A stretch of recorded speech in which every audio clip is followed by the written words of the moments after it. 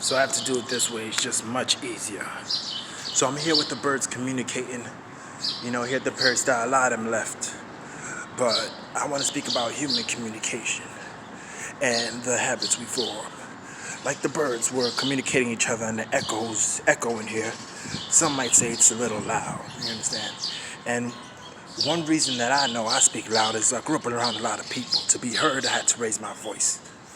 At other times, I would say that's probably a majority of why I raise my voice.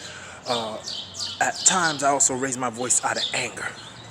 And that, I would say, is an effect of a fight or flight response. That means I either want to fight somebody or get away from them, and I'm raising my voice to make that point.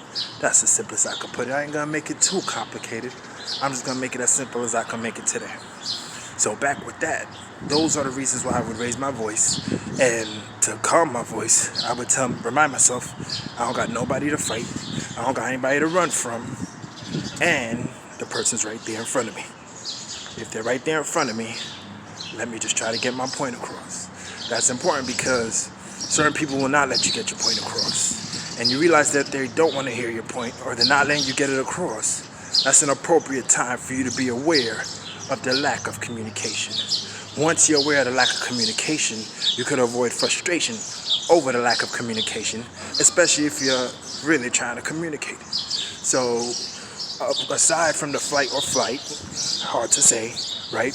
And being around a lot of people, it's really possible to lower your tone of voice. Sometimes you gotta raise your voice because, like I said, it's wise. You gotta combat, you gotta elevate. But a lot of times, if you're just trying to communicate to one person, if you're trying to communicate more, it's better not to raise your voice because they might want to raise their voice.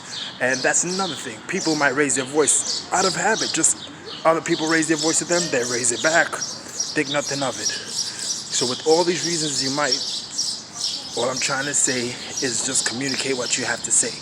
Know what you're trying to say. Understand what you're trying to say. Understand what you're feeling. I think the rest should take care of itself.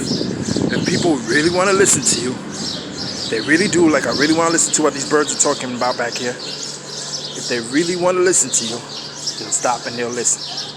Alright? So that's all I had to say on that point. And that's all I had to say, because going into it any deeper would have people focusing less on the fact of why they raise their voice and why they might not need to do it anymore, or in certain situations based on the fact that they're not in the situation they was before. And that's all I had to say about that. All right, till next time.